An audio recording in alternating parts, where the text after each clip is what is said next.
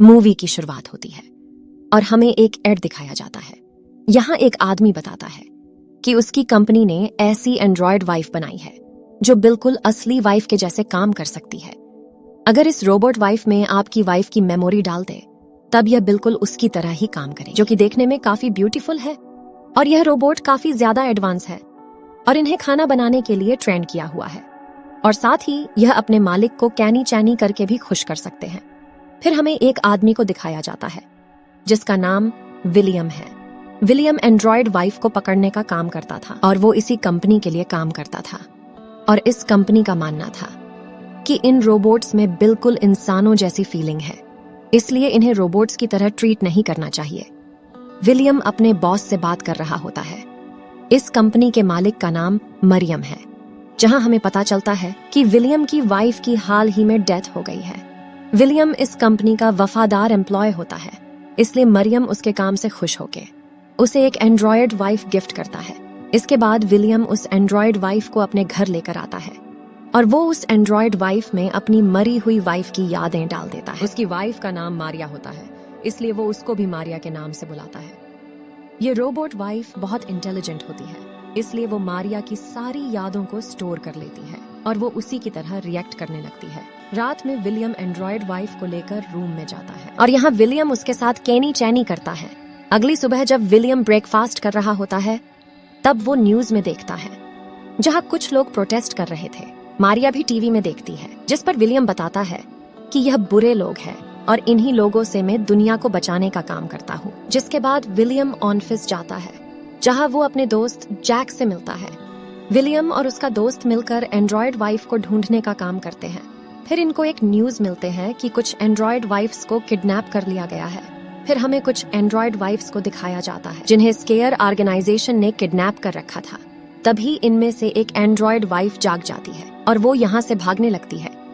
तभी विलियम भी यहाँ आ जाता है जहाँ उसे पता चलता है कि इन एंड्रॉयड वाइफ को पूरी तरह रीसेट कर दिया गया है। तभी उसे और भी एंड्रॉयड वाइफ मिलती है। तभी वहाँ एक आदमी आता है और वो विलियम को कहता है कि तुम इन्हें यहाँ पर छोड़ दो।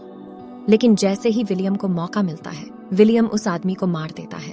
फिर हमें मारिया को देखते हैं को खुद को चार्ज कर रही होती है और अपने को ड्रीम मोड में डाल देती है। और जैसे ही वो ड्रीम मोड में जाती है तब उसे वहाँ एक आदमी मिलता है जिसका नाम ईडो होता है, जो कि उसकी हेल्प करने वहाँ आया था और वो उसे मारिया की पुरानी यादों में भेज देता है। मारिया यादों में आने के बाद देखती है कि वो एक पार्टी में पहुंच गई है और वो यह विलियम से मिलती है। तभी मारिया को वहाँ एक मास्क वाला आदमी दिखता है। जब मारिया उसके पास जाती है तब वो उसे एक बर्ड वाला कार्ड दिखाता है। ड्रीम से बाहर आने के बाद मारिया उस बर्ड वाली पिक्चर को एक कपड़े पर बनाती है और जब वो पिक्चर बन जाती है तब वो उसे विलियम को दिखाती है, जिस पर विलियम उसे कहता है कि यह सब उसकी मरी हुई वाइफ की अच्छी यादें हैं।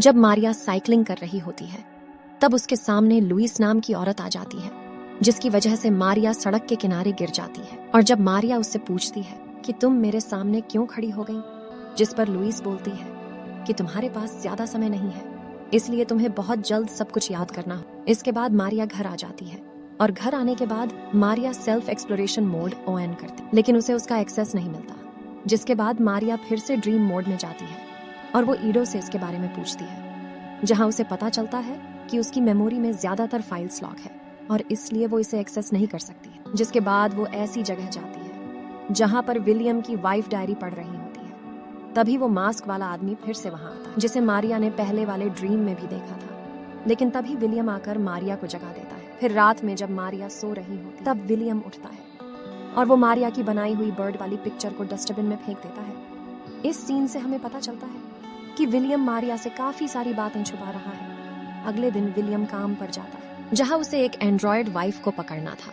जहां वो देखता है कि वहां वो एंड्रॉयड वाइफ असिस्टेंट का काम कर रही है। विलियम उसे अपने साथ चलने के लिए बोलता है, लेकिन वो एंड्रॉयड वाइफ उसके साथ आना नहीं चाहती है।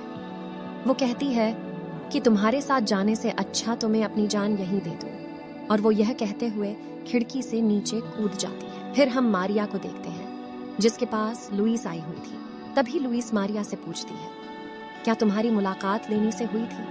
तभी लुइस को पता चल जाता है कि मारिया उसकी बातों को रिकॉर्ड कर रही है, इसलिए लुइस मारिया को बोलती है कि लेनी तुमसे मिलने जल्द आएगा। रात में जब विलियम घर आता है तब मारिया उसे लुइस के बारे में बताती है, साथ में वो यह भी बताती है कि जब भी वो अपने ड्रीम मोड को ऑन करती है तब वो अपने ड्रीम में एक मास्क मैन को देखती है। ये सुनकर विलियम डिसाइड करता है कि वो मारिया को फिर से ड्रीम में भेजेगा और लुइस के बारे में पता करेगा, क्योंकि विलियम को लग रहा था कि कुछ तो गड़बड़ है।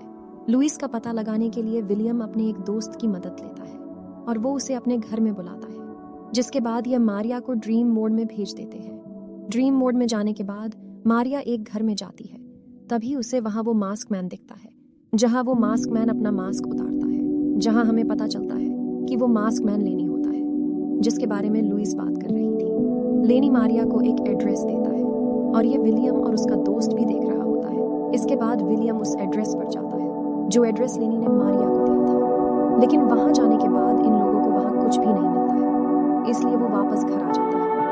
फिर रात में मारिया विलियम से पूछती है कि मेरी मेमोरी में कुछ फाइल्स ब्लॉक क्यों हैं, जिस पर विलियम बताता है कि मेरी वाइफ स्पायर ऑर्गेनाइजेशन के लिए काम करती थी और वो काफी सारे लोगों की मौत का कारण बनी और इस बात का उसे काफी दुख था और मैं नहीं चाहती कि उन बातों को तुम भी याद करो। और फिर वो एक प्लान बनाता है जिसमें वो मारिया को ड्रीम में जाएगा और लेनी से मिलता है और ड्रीम में जाने के लिए ये सारा प्रोसेस ड्रीम में जाने से पहले विलियम मारिया से कहता है कि जब तुम्हारी बैटरी 10% हो जाए तब तुम मुझे ड्रीम से बाहर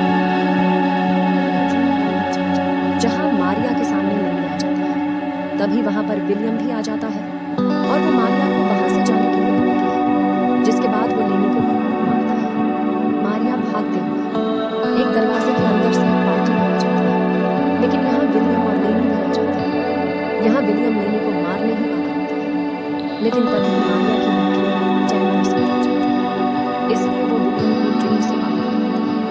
फिर विलियम का दोस्त जैक विलियम से पूछता है कि तुमने लेनी को मारने की कोशिश क्यों की। एक्चुअल में जैक भी उन्हें ड्रीम में देख रहा होता है और जैक विलियम के साथ काम करने से मना कर देता है। फिर विलियम मारिया के पास आता है और उसे बोलता है कि तुम्हारे अंदर काफी सारी बातें स्टोर हो गई हैं, इसलिए तुम्हें रीसेट करना होगा। जो सुनकर मारिया काफी दुखी हो जाती है। इसके बाद विलियम मारिया की लाइफलाइन कंपनी में लेना चाहता है, जहां वो मारिया की यादों को मिटा सके। तभी वहां पर मारिया की मुलाकात पुलिस से होती है। वहां और भी एंड्रॉइड वाइफ होती थी कि यह कंपनी तुम्हारी यादों को रीसेट कर देगी, लेकिन तुम टेंशन मत लो, हम तुम्हारी यादों को दूसरे डिवाइस में स्टोर कर देंगे। और बताते हैं कि वो स्पेयर ऑर्गेनाइजेशन के लिए काम करती है और स्पेयर ऑर्गेनाइजेशन रिमोट वाइफ की फोटो को लगाती है और मारिया उनकी बातों को सुनने के बाद डिसाइड करती है कि वो भी अपनी यादों को खोने नहीं देगी। फिर ऑली मारिया की यादों को दूसरे एंड्रॉइड में स्टोर कर देती है, जिसके बाद वो कंपनी मारिया की यादों को रीसेट कर देती है। फिर उसके बाद मारिया अपनी यादों को वापस रिस्टोर कर लेती है और ये बात विलियम और लाइफलाइन कंपनी को भी नहीं पता थी। इसके बाद विलियम मारिया को वापस घर लेकर आता है और उसे ट्रीट करने लगता है और मारिया भी ऐसे एक्टिंग कर रही थी जैसे उसे कुछ भी नहीं आता। फिर एक दिन जैक विलियम के घर आता है, जहां जैक विलियम को बोलता है कि मारिया तुम्हारी वाइफ नहीं है और तुम ही ने ही मारिया को मारा है। तभी विलियम जैक को गोली मार देता है और विलियम को ऐसा करते हुए मारिया देख लेती है। तभी मारिया को पता चल गया था कि विलियम ने ही मारिया को मारा है, इसलिए वो अपनी पावर को 100% बढ़ा लेती है और विलियम को उठाकर पटकती है और इसके बाद मारिया विलियम को तकिए से सांस रोककर मार देती है। मूवी के आखिर में पता चलता है कि मारिया ही स्पेयर ऑर्गेनाइजेशन की हेड थी और उसी ने यह ऑर्गेनाइजेशन स्टार्ट किया था, जो कि एंड्रॉइड वाइफ को बचाने का काम करती है। और इसके बाद रोबोट